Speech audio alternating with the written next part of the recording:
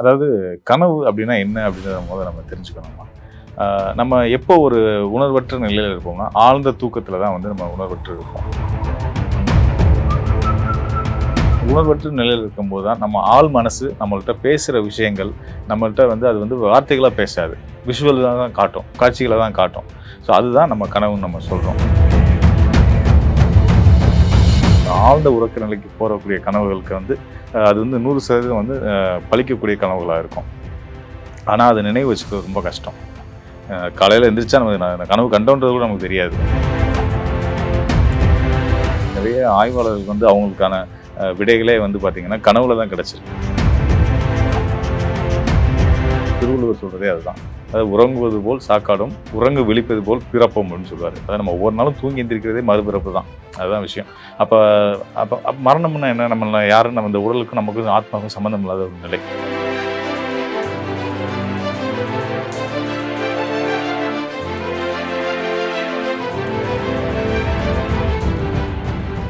Sir, கனவுன்றது எல்லாருக்குமே வரக்கூடிய ஒண்ணா இருக்கு.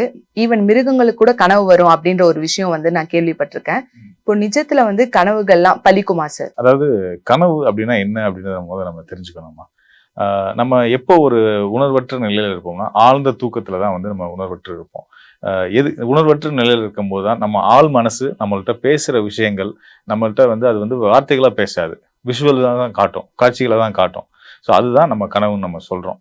நம்ம இப்போ விழிப்பு நிலையில இருக்கும்போது வந்து பார்த்தீங்கன்னா, அப்ப நம்ம ஆழ்மனதோட தொடர்புக்கு நம்ம போமாட்டோம். நம்ம கம்ப்ளீட்டா ஒரு சைலண்ட் கிட்டத்தட்ட வந்து உறக்கம் அப்படின்றது வந்து ஒரு மரணத்துக்கு சமமானது அப்படின்றது வந்து வள்ளுவருடைய வாக்கு. இது என்ன மரணம்னு சொல்றேன்னு பயப்பட வேணாம். திருவள்ளுவர் சொல்றதே அதுதான். அதாவது உறங்குவது போல் சாக்காடும், உறங்கு விழிப்பது போல் பிறப்போம் அப்படின்னு சொல்லுவாரு. அதாவது நம்ம ஒவ்வொரு நாளும் தூங்கி எந்திரிக்கிறதே மறுபிறப்பு தான். அதுதான் விஷயம். அப்ப அப்ப மரணம்னா என்ன? நம்மள யாரும் நம்ம இந்த உடலுக்கும் நமக்கும் ஆத்மாவுக்கும் சம்மந்தம் இல்லாத ஒரு நிலை. அந்த மாதிரியான ஒரு நிலைக்கு சின்ன நிலையில இருந்து இந்த சிற்றின்பமும் பேரின்பமும் சொல்றாங்கல்ல, அது போல வந்து இந்த உறக்கமும் மரணமும் கிட்டத்தட்ட அது மாதிரி தான். ஈக்குவலைஸ் பண்ணி பார்த்துக்கலாம். ஸோ அந்த வகையில நம்ம வந்து எல்லா வகையிலயும் ஒரு சாந்த நிலையில இருக்கும்போது, நம்முடைய ஆத்மா, நம்முடைய உள்ளுணர்வு நம்மளுக்கு சில விஷயங்கள சொல்ல விரும்பும். நமக்காக நல்லது நினைக்கிறது யாரா இருப்பா? நாமளா தானே இருப்போம். பெற்ற தாய் தகப்பன் இருப்பாங்க. அவங்கள காட்டிலும் இன்னும் வந்து நம்ம மேல கவனமா நம்மளுடைய காயம் பற்றக்கூடாது நம்ம மேல. நமக்கு எந்த பாதிப்பும் வந்துடக்கூடாதுன்னு ரொம்ப கவனமா இருக்கக்கூடியது யாருன்னா நாம தான். அப்ப நமக்குள்ள இருந்து நம்ம ஆத்மா நமக்கு சில விஷயங்களை உணர்த்திக்கிட்டே தான் இருக்கும். அதோட அதோட காட்டக்கூடிய விஷுவலை நம்ம எப்ப கவனிப்போம் அப்படின்னா, நம்மளை மறந்து இருக்கக்கூடிய நிலையில எந்த ஒரு சிந்தனையும் செயலும் மற்றும் இருக்கக்கூடிய உறக்க நிலையில தான் வெளிப்படும். அதுக்கு பேர் தான் கனவு. இதுலயும் வந்து பாத்தீங்கன்னா, ஒரு குறிப்பிட்ட நிலைகள் ஆழ்ந்த உறக்க நிலைக்கு போறக்கூடிய கனவுகளுக்கு வந்து அது வந்து 100% வந்து பலிக்கக்கூடிய கனவுகளா இருக்கும். ஆனா அதை நினைவு வச்சுக்கிறது ரொம்ப கஷ்டம். காலையில எந்திரிச்சா நமக்கு கனவு கண்டோன்றது கூட நமக்கு தெரியாது. அந்த அந்த நிகழ்வு அந்த நேரத்துல மட்டும்தான் நம்ம அந்த கனவுல ஏதோ ஓடிக்கிட்டு இருக்கோம் அப்படின்ட்டு நம்ம கனவு ஏதோ ஒன்று கண்டமே அப்படின்றதெல்லாம் தோணும். மித்தபடி அது நினைவு இருக்காது. ரொம்ப வெகு சிலருக்கு அவங்களுடைய ஒரு தேடல் குறிப்பா வந்து ஒரு விஷயம் சம்பந்தமா ரொம்ப கடுமையா முயற்சி பண்ணிட்டு இருப்பாங்க. ஒரு நிறைய ஆய்வாளர்களுக்கு வந்து அவங்களுக்கான விடைகளே வந்து பாத்தீங்கன்னா கனவுல தான் கிடைச்சிருக்கு. ஸோ ஸ்பார்க் அடிச்ச மாதிரி சடனா எந்திரிச்சு ரிசல்ட் கிடைச்சிருச்சு, நம்ம செஞ்சிருவோம்னு செஞ்சிருப்பாங்க. இந்த மாதிரிலாம் வந்து இது நடைமுறையில் நடந்த விஷயங்கள் தான். நிறைய அறிவியலாளர்கள், ஆய்வாளர்களுக்கெல்லாம் வந்து பார்த்தீங்கன்னா, அவங்களுடைய தேடலுக்கு கிடைக்காத விடை, அவங்க உறக்க நிலையில் இருக்கும்போது, அவங்களுக்கு கனவுகளில் வந்து வேற வேற விஷுவலாக காமிச்சு, அவங்களுடைய தேடலுக்கான விடையை கொடுத்துருக்கு. ஸோ இதெல்லாம் நடக்கக்கூடியது தான். அந்த மாதிரி வந்து நம்ம எந்த அளவுக்கு வந்து ஒரு ஒரு விஷயத்துல ஈடுபாட்டோட இருக்கோமோ, அந்த விஷயம் குறித்து இல்ல நம்ம எந்த அளவுக்கு கவனமா இருக்க வேண்டி இருக்குன்றத பத்தி எல்லாம் கூட நம்மளுடைய கனவுகள் நமக்கு முன்னெச்சரிக்கையா கொடுக்கும். சில நிகழ்வுல சில விஷயங்களை காட்டும். ஆனா சராசரியான மனித வாழ்க்கையில இருக்க மக்களுக்கு இது எதனால வந்துச்சுன்னு தெரியாது. கனவுகள் நினைவே இருந்தா கூட அது எதனால வந்துச்சு, இதுக்கான காரணம் என்ன? கனவு ஒண்ணு சொல்லும். அதை நேரடியாக அர்த்தம் எடுத்துக்க கூடாது. இப்போ வந்து ஒரு விபத்து நடக்குது அப்படின்னு கனவு வந்துச்சுன்னா நமக்கு விபத்து நடக்க போகுதுன்ற அர்த்தம் கிடையாது. ஒரு பாம்பு கடிச்சிருச்சு அப்படின்னா நமக்கு பாம்பு கடிக்க போகுதுன்னு அர்த்தம் கிடையாது. இதுக்கெல்லாம் வேற வேற காரணங்கள் இருக்கு. ஒரு விபத்து நடக்குது அப்படின்னா வந்து இதோட அர்த்தமா என்ன சொல்லலாம்? ஒரு வெஹிக்கிள்ல போயிட்டு இருக்காங்க, அந்த வண்டி விபத்து ஆகுது அப்படின்ற மாதிரி ஒரு கனவு வருது அப்படின்னா வந்து உங்களோட சுகபோக வாழ்க்கையில ஏதோ ஒரு வகையில தடை வரப்போகுது. ஒரு கம்ஃபர்ட் ஜோன்ல இருந்துட்டு இருப்பாங்க. அந்த கம்ஃபர்ட் ஜோனை உடைக்கிற ஒரு விஷயம் நடக்க போகுது. அப்போ கம்ஃபர்ட் ஜோனை உடைக்கும் போது எல்லாத்துக்குமே கஷ்டமா தானே இருக்கும். அது உடைச்சு வெளியே வர்றதுன்றது சாதாரண விஷயம் கிடையாது. அதை உடைய போகுது அப்படின்றத அறிவுறுத்துறது தான் அந்த கனவா இருக்கும். இன்னும் வெளிப்படையா சொல்லணும் அப்படின்னா, ஒரு திருமணம் முடித்த பருவத்தில் வயதில் இருக்கக்கூடியவங்களுக்கு இந்த மாதிரி கனவு வருது, விபத்து இந்த மாதிரி நிகழ்ச்சிகள் வருது, ஒரு அவங்களுடைய ஆடம்பர பொருட்களில் சேதம் வர்ற மாதிரி கனவு வருது அப்படின்னா வந்து கனவு மணி உறவுல விரிசல் வரப்போகுதுன்றதுக்கான அர்த்தம் அது. ஸோ அதுக்கெல்லாம் அதை வந்து ஜோதிடராக எங்களால் எடுத்து சொல்ல முடியும். இது மாதிரி ஒவ்வொரு கனவுக்கும் நேரடியாக அர்த்தம் எடுத்து பயந்துக்கிறாம இதுக்கான ரீசன் என்ன அப்படின்றத இது ஜோதிடர்களால ஏன் சொல்றேன்னா, நமக்கு வந்து ஜோதிடத்தை கொடுத்த சித்தநாதர்கள் கனவு பலன்களை பக்கம் பக்கமாக எழுதியிருக்காங்க. ஒவ்வொரு கனவுக்கான காரணங்களை எழுதியிருக்காங்க. இந்த கனவு வந்து என்ன காரணம் எழுதியிருக்காங்க, கனவு எப்படி வருது, எதுக்காக வருது, அதோட சிஸ்டம் என்ன அப்படின்ற பற்றி தெளிவாக சொல்லியிருக்காங்க. ஸோ இதை வச்சு தான் நாங்கள் வந்து கனவுக்கான பலன்கள் சொல்லிட்டு இருக்கோம். இப்போ கனவுல வரக்கூடிய ஒவ்வொரு விஷயங்களும் ஒவ்வொரு கிரகங்களோட பிரதிபலிப்பு. இப்போ அந்த கிரகங்கள் வந்து ஒருத்தருடைய கனவுல சம்மந்தப்படுது அப்படின்னா, இப்போ உதாரணத்துக்கு வந்து ஒரு ஆடு வருது, இன்னொரு பக்கம் வந்து ஒரு நெருப்பு வருது, இல்லை தந்தை கனவுல வர்றாரு, ஒரு ஆடு பிடிச்சிட்டு வர மாதிரி இருக்கு அப்படின்னா, இது 2 கிரக சேர்க்கை.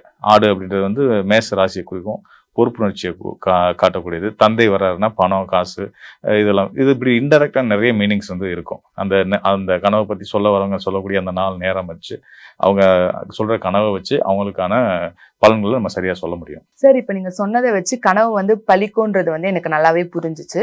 இப்போ நிறைய பேர் வந்து இறந்தவங்க எல்லாம் வந்து கனவுல வராங்க, அதனால வந்து கொஞ்சம் கவலையா இல்ல ஒரு மாதிரி அப்படி இருக்குன்னு நினைக்கிறாங்க. அதுக்கு வந்து என்ன காரணமா இருக்கும் சார்? அதாவதுமா, ஒரு சில கனவுகள் வந்து ரொம்ப பொதுவான கனவுகளா இருக்கும்.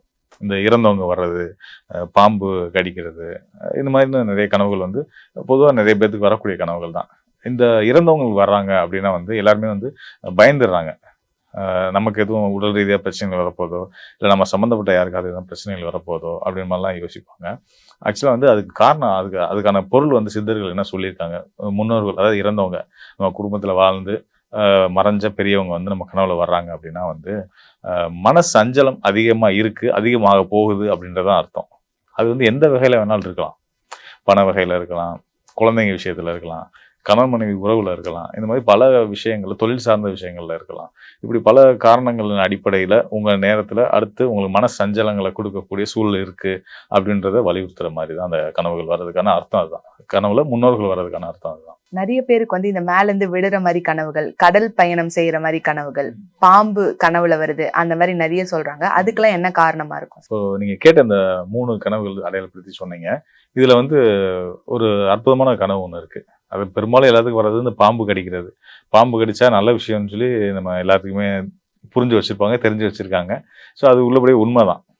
பாம்பு நம்மளை தீண்டுது அப்படின்னா வந்து நமக்கு ஒரு நல்ல விஷயம் நடக்க போகுது, சுப நிகழ்ச்சிகள் நடக்க போகுது, பணம் வரப்போகுது அப்படின்ற பல காரணங்கள் நம்ம சொல்லுவோம். அது உண்மையும் கூட. அதே போல வந்து இந்த மேல இருந்து கீழே விழுகிறது அப்படின்ற அந்த கனவு வரும்போது நிறைய பேருக்கு ஒரு பயம் வரும், பதட்டம் வரும். அந்த கனவு வந்து மறக்காது. எந்த ஒரு கனவு, இது வந்து பொதுவான கனவு தானே, அதனால இது மறக்காது. ஆனா இது வந்துச்சு அப்படின்னா வந்து பயப்பட வேண்டியது இல்லை. உள்ளபடியே சொல்லணும்னா சந்தோஷப்படலாம். நீங்கள் அன்னைக்கே வந்து கேக் வாங்கி உங்கள் ஃப்ரெண்ட்ஸுக்கு ட்ரீட் வைக்கலாம். அந்த அளவுக்கு பல நல்ல விஷயங்கள் உங்கள் லைஃப்பில் நடக்க போகுது. உங்கள் வாழ்க்கையில் மிகப்பெரிய ஒரு முன்னேற்றம் ஏற்பட போகுது. ஒரு ப்ரமோஷன், உதாரணத்துக்கு சொன்னால் ஒரு ப்ரமோஷன் எதிர்பார்த்துட்டு இருக்கவருக்கு இந்த மாதிரி ஒரு கனவு, மேலே இருந்து கீழே விழுற மாதிரி, அந்த இடத்துல மிதக்கிற மாதிரி ஒரு கனவு வருது அப்படின்னா அவருக்கான ப்ரமோஷன் கன்ஃபார்ம் அப்படின்றத முடிவு பண்ணிக்கலாம். ஒரு தேர்வு எழுதிட்டு தேர்வோட ரிசல்ட்டுக்காக வெயிட் பண்ணிட்டு இருக்கக்கூடிய மாணவர்களுக்கு வந்து பார்த்தீங்கன்னா இந்த கனவு வருதுன்னா அவங்க வந்து அந்த பரீட்சையில் ஜெயிக்க போகிறாங்க, நல்லபடியாக ஜெயிக்க போகிறாங்க, நல்ல மதிப்பெண் பெற்று ஜெயிக்க போகிறாங்கன்னு அர்த்தம். ஸோ இவ்வளோ நல்ல விஷயங்கள் இருக்குது. அதை விட இன்னொரு முக்கியமான ஒரு கனவு நீங்கள் சொன்னீங்க, இந்த கடல் பயணம்னு சொன்னீங்க. இந்த கடல் பயணம் மட்டும் இல்லாமல் நம்ம கனவுல வந்து நீர்நிலைகள், அதுலேயும் இந்த அலையடிக்கக்கூடிய நீர்நிலைகளை பார்க்குறோம், அதில் பயணிக்கிற மாதிரிலாம் கனவுகள் வருது அப்படின்னா வந்து நம்மளுடைய வாழ்க்கையில் ஒரு மிகப்பெரிய டிரான்ஸ்ஃபர்மேஷன் நடக்க போகுதுன்னு அர்த்தம். அதாவது தொழில் சார்ந்து ஊர் இடமாற்றம் ஆகிற அளவுக்கு 2 தொழில் சார்ந்த மாற்றங்களும் சரி, ஊரை விட்டே இன்னொரு ஊருக்கு போகக்கூடிய சூழல்களும் உருவாகும் அப்படின்றது வந்து இந்த கனவோட பலனாக இருந்துட்டு இருக்கு. இதெல்லாம் நல்ல கனவுகள் தான். நீங்கள் கேட்ட 3மே வந்து நல்ல கனவுகள் தான். பாம்பு கடிச்சாலும் நல்லது தான், கனவுல பாம்பை பார்த்தாலும் நல்லது தான், கடல் பயணம் பண்ணுற மாதிரி, அலையடிக்கிற கடலில் பயணிக்கிற மாதிரி, அல்லது அந்த கடலை பார்க்குற மாதிரி கனவுகள் வந்தாலும் கூட நல்ல பலன்கள் தான். இன்னொன்று வந்து நீங்கள் அந்த மேலேருந்து விழுகிறத பற்றி கேட்டீங்க, அதுவுமே ரொம்ப அற்புதமான கனவு தான். நன்றி சார். நன்றி.